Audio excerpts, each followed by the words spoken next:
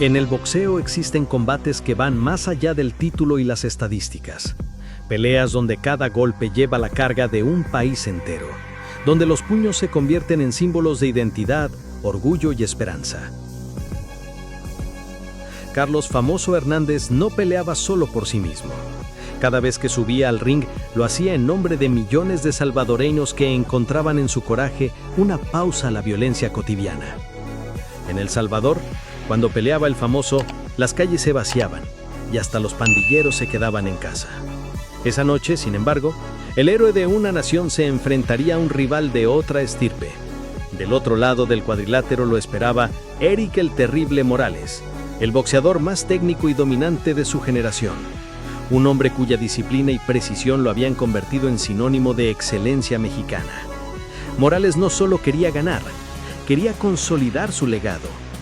Si te apasionan las grandes historias del boxeo, las guerras que marcaron épocas y los campeones que trascendieron generaciones, suscríbete a Boxeo de Élite y revive con nosotros los combates que definieron la gloria.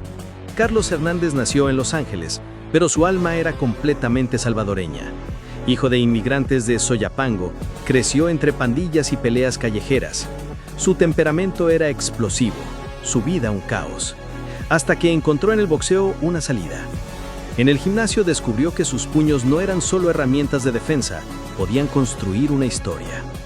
El apodo Famoso no nació en el ring, sino en su infancia. Su abuelo lo llamó así durante los veranos en El Salvador, cuando su acento estadounidense y su carácter desafiante lo hacían destacar entre los chicos del barrio. Sin saberlo, aquel sobrenombre se convertiría en una marca eterna. Su camino hacia el título fue una travesía de golpes y decepciones.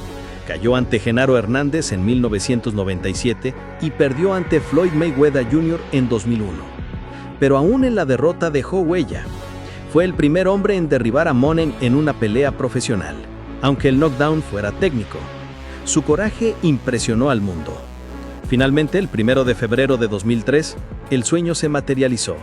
En Little Rock, Arkansas, derrotó a David Santos y conquistó el título mundial superpluma de la FIB. A su lado, figuras legendarias como Roberto Durán y Alexis Argüello celebraban el nacimiento del primer campeón mundial salvadoreño. Era la victoria de un pueblo entero. Un año después, llegaba con 40 victorias, 3 derrotas y un empate. Había defendido su cinturón ante Steve Forbes y parecía vivir el mejor momento de su carrera. Pero su siguiente reto sería el más peligroso. Eric Morales, el rey absoluto del superpluma, buscaba unificar los títulos y dejar su nombre grabado junto al de Julio César Chávez. Morales llegaba al MGM Grand con una misión clara: sellar su paso a la inmortalidad. Con un récord de 46 victorias y una sola derrota, aquella cerrada batalla ante Marco Antonio Barrera, el tijuanense se encontraba en la cima de su carrera. 5 meses antes había derrotado a Jesús Chávez, conquistando el título del CMB y alcanzando un logro reservado para los elegidos: ser tricampeón mundial en distintas divisiones, igualando la hazaña de Chávez. Pero Morales no se conformaba con los récords, quería dominar. Estudiaba a sus rivales con la precisión de un cirujano. Y en el caso de Hernández, la estrategia era evidente: aprovechar su alcance, castigar desde la distancia y desactivar la presión constante del salvadoreño. El enfrentamiento prometía ser más que un combate. Era México contra El Salvador. Técnica contra coraje. Control contra coraje. 2 estilos tan distintos que solo podían resolverse en una guerra. La campana sonó y Morales impuso de inmediato su plan.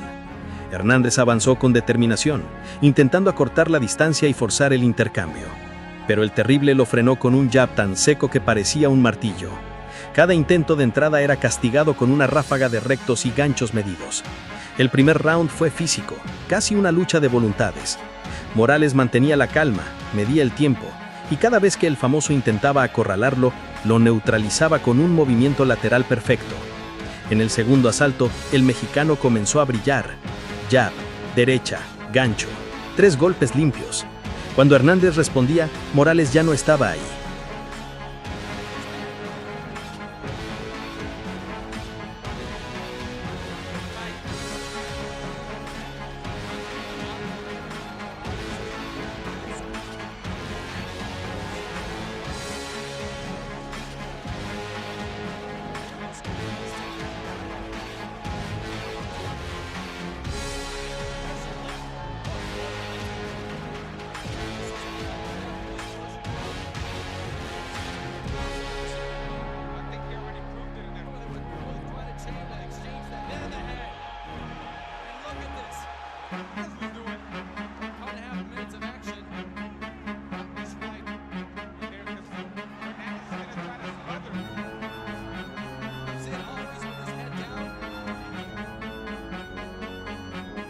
Para el cuarto round, la superioridad era evidente.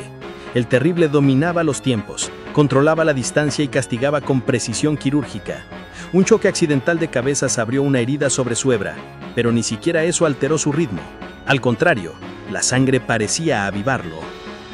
En el séptimo asalto, Hernández comprendió que la única manera de cambiar la historia era a través del fuego. Abandonó toda cautela y se lanzó con una ofensiva salvaje, buscando conectar algo que hiciera tambalear al mexicano. Por un momento, lo logró. 2 volados de derecha impactaron de lleno, y Morales retrocedió. La multitud se levantó. El salvadoreño olió la oportunidad y se lanzó con furia, pero su rival tenía el corazón de un guerrero de hierro. Morales no retrocedió más. Respondió con combinaciones demoledoras, alternando golpes al rostro con ganchos al cuerpo que hacían eco en todo el recinto. Cada vez que Hernández intentaba cerrar la distancia, se encontraba con una muralla de precisión y potencia. Del octavo al 10º round, la pelea se volvió un monólogo. Morales boxeaba con elegancia, controlando el ritmo como si estuviera dirigiendo una orquesta. Hernández seguía avanzando, incansable, pero sus ataques carecían de sorpresa. El desgaste era evidente. Su energía se desvanecía, aunque su espíritu seguía intacto.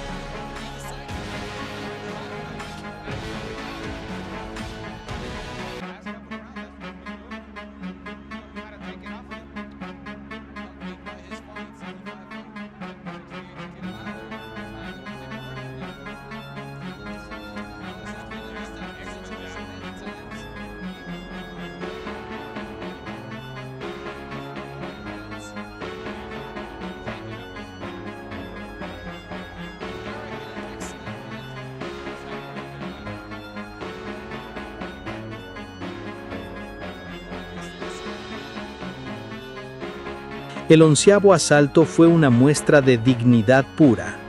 Hernández seguía recibiendo castigo, sabiendo que solo un milagro podría salvarlo. Morales, frío y calculador, mantenía el control. No lo arriesgaba todo, pero tampoco se relajaba.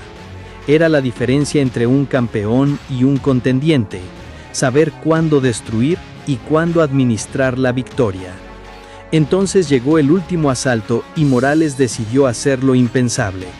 Con la pelea prácticamente asegurada en las tarjetas, bajó la guardia, dio un paso al frente y le hizo un gesto a Hernández. Lo invitaba a pelear. El público del MGM Grand se puso de pie. Durante 3 minutos, ambos se lanzaron golpes de poder sin retroceder. Morales cambió de guardia, desafiante. Hernández, agotado pero valiente, lo acompañó en ese último baile violento. Fue un intercambio feroz, un cierre perfecto para una guerra desigual. Al sonar la campana final, ambos se abrazaron. Habían peleado con todo lo que tenían, representando con honor los colores de sus países.